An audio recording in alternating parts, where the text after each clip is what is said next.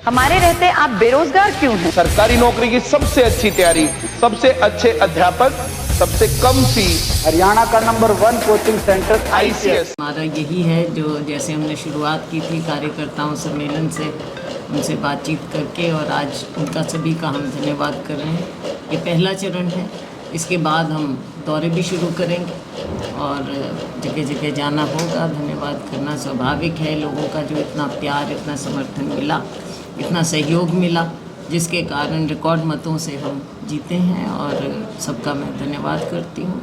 Media का भी धन्यवाद करती हूँ, लोगों का, कार्यकर्ताओं का, सबका मैं धन्यवाद करती हूँ।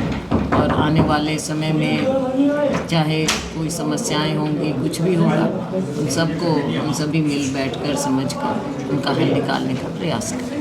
बहन जी, लोकसभा चुनाव के बाद हरियाणा में एक बैठक हुई सांसदों की, 5 कांग्रेस, 5 जीते हैं, लेकिन 4 ही थे, आप नहीं थे वहाँ पर। हाँ, मैंने क्या मतलब ये मैसेज, नेगेटिव मैसेज मैं नहीं पहुँच पाई। हरियाणा में नेगेटिव मैसेज है? नेगेटिव हो पॉजिटिव हो, मैं नहीं पहुँच। बहन जी, मैसेज चल रहा है किरण चौधरी को लेकर कि वो बीजेपी में जा रहे हैं। मुझे लगता है ये ऐसे ही फैलाई जा रही है बात। राज्यसभा का भी चल रहा है कि राज्यसभा में भेजेंगे, और पता नहीं क्या क्या चलता है इसमें, तो मीडिया, सोशल मीडिया में तो क्या 26 जून को हरियाणा की विधानसभा को लेकर की बैठक है राहुल खड़गे साहब मिलेंगे दिल्ली में। किस तरह की रणनीति रहेगी आने वाले विधानसभा चुनाव में? लोकसभा में नहीं, अभी पहले तो हमारा लोकसभा है भाई, हमारा ध्यान तो लोकसभा पे पहले है। 26 जून को हरियाणा विधानसभा को लेकर बैठक होनी है। वो ठीक है, वो तो होगी, वो तो पार्टी की बात है, वो भी होगी, उस सारी बातों का होगा विश्लेषण भी किया जाएगा पार्टी के अंदर, सभी चीज़ों को, सभी बातों पे आपस में डिस्कशन होगी। फिलहाल अभी 24 तारीख से लोकसभा का सत्र शुरू हो रहा है, उसमें पहले शपथ होती है सबकी, स्पीकर का होता है, और दूसरी बिजनेस होगी, राष्ट्रपति का अभिभाषण होगा, ये होगा। इसके बाद जुलाई में बजट सेशन भी होगा, लेकिन फ़ौरन बाद अक्टूबर में विधानसभा का चुनाव है, उसके लिए हमको तैयारी करनी है।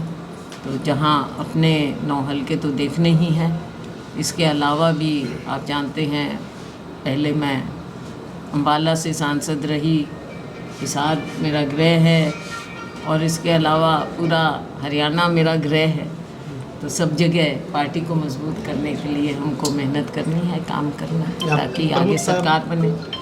किरण जी ने ये भी कहा था कि सबसे लायक अगर कोई मुख्यमंत्री बनने के तो वो शैलजा जी है। ये उनका अपना ओपिनियन है, मैं उनका धन्यवाद करती हूँ। एक सवाल इलाहाबाद को लेकर भी, आपके सामने 3 धुरंधर है बेनीवाल, तो टिकट बंटवारे में किस तरह से? टिकट बंटवारा जब होगा, देखो अपना अपना दावा सभी पेश करते हैं और करना चाहिए, लेकिन उस समय जो फैसला होगा, नीचे ज़मीन से भी रिपोर्ट ली जाएंगी, पार्टी देखेगी, कई पहलू देखते हुए उस समय फैसला होगा। लोकसभा में जिस प्रकार जनता ने उलटफेर किया है, तो इसका विधानसभा पर कितना असर पड़ेगा? किस चीज़ का जो उलटफेर हुआ है, जो भाजपा पिछली बार 10 सीटें थी, इस बार कुछ नहीं, ये तो प्रोपगंडा रहा इनका, भाजपा का 400, 370, इनको भी शायद कहीं ना कहीं मालूम होगा कि क्या होने जा रहा है।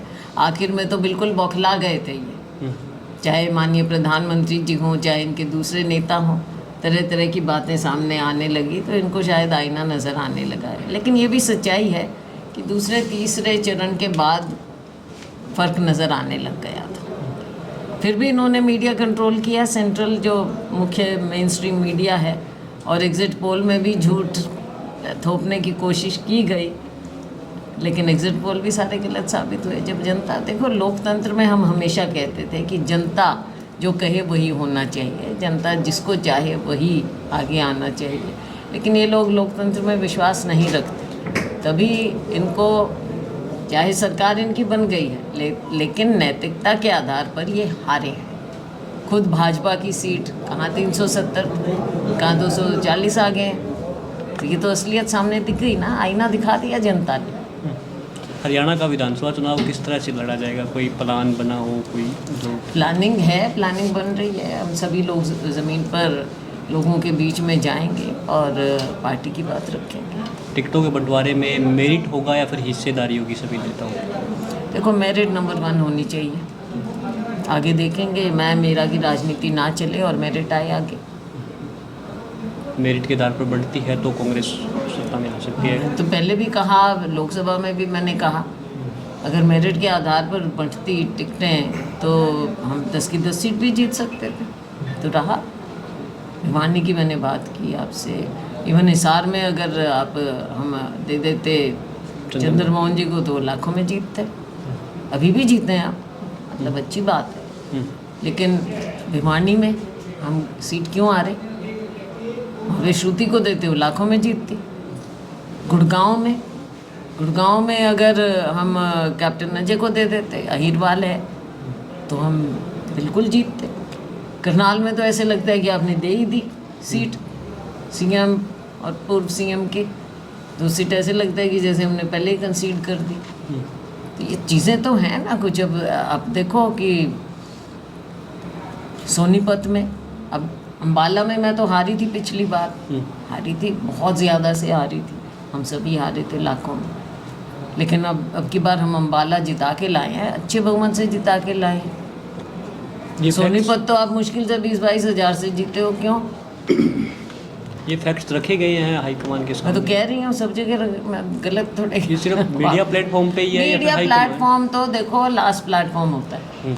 पार्टी हाईकमान में हर जगह जो सच्चाई है वो सच्चाई है। क्या लगता है गौर किया जाएगा इस पे? उम्मीद क्या है? देखो ये तो सबको गौर करना पड़ेगा, हमको भी सबको गौर करना पड़ेगा। आगे हमको सरकार बनानी है तो इन बातों पे ध्यान देना पड़ेगा। एक बेंचिकल जींद में रैली है भाजपा की, उसमें अधिकारियों पर ये नोटिस दिया है कि अगर रैली में उपस्थित नहीं हुए कर्मचारी अधिकारी तो उन पर कार्रवाई होगी। देखो जनता ने तो आना नहीं, अधिकारियों पे दबाव दिया जा रहा है। फिर भी आप हाल देख लेना इनकी रैली, सो कॉल्ड रैली होती हैं, लेकिन रैली में आता कौन है इनके? हरियाणा में खाली पड़े रहते हैं। हरियाणा में कार्य दिवस पर समाधान शिविर लग रही है दफ्तरों में, 2 घंटे सुबह 9 से 11 बजे तक। ऐसा है, भाजपा को 10 साल दिए थे, अब जो 10 साल में कर ही नहीं पाए, कुछ दिखा ही नहीं पाए, और ये नतीजों से भी आपको दिख रहा है। अब आखिर में टू लिटिल टू लेट क्या दिखाना चाह रहे हैं, क्या करना चाह रहे हैं? ना इनकी प्रशासन पे पकड़, ना इनके पास कोई सोच, विजन, नीति कुछ तो हो। कुछ भी तो नहीं था, लोगों को फंसा के रख दिया।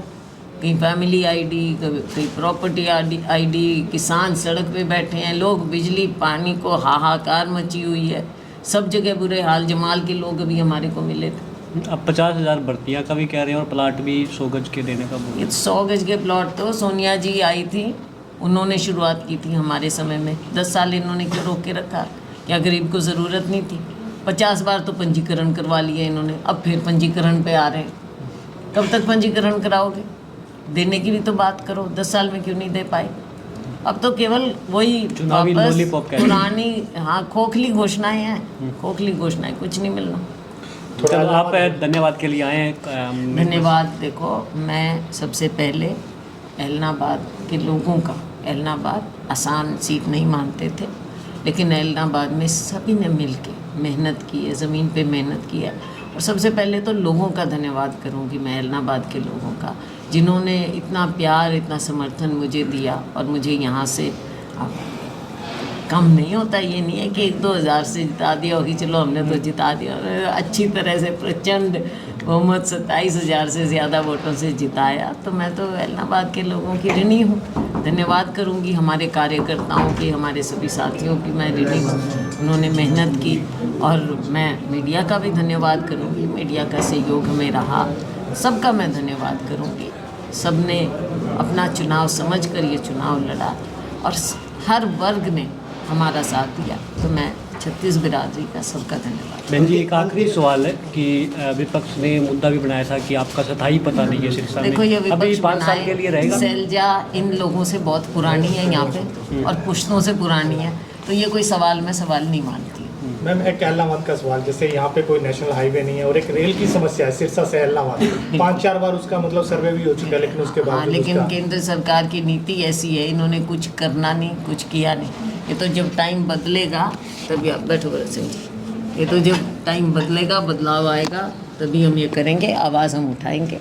सबसे पिछड़ा बिल्कुल क्षेत्र आवाज़ है कि एलनाबाद जो है सबसे पिछड़ा क्षेत्र है। बिल्कुल मैं मानती हूँ। विकास के अंदर पानी तक देखो, चुनाव में भी लोग बेचारे बैठे रहे, और कहाँ राजस्थान के बिल्कुल छोर पे हम लोगों ने हैं। शैलजा को इतना समर्थन दिया, कितनी उम्मीदें कर सकते हैं? बिल्कुल उम्मीद करें, हमारी सरकार भी बने, राज्य सरकार बने, और उसके बाद ये तकरीबन देखो सब चीज़ें जो है रेलवे और उसकी बात भी मैं कर, हाँ वही दिक्कत है ना, सबसे ज़्यादा मूलभूत तो पानी, बिजली, ये बुरे हाल है। Thank you ma'am.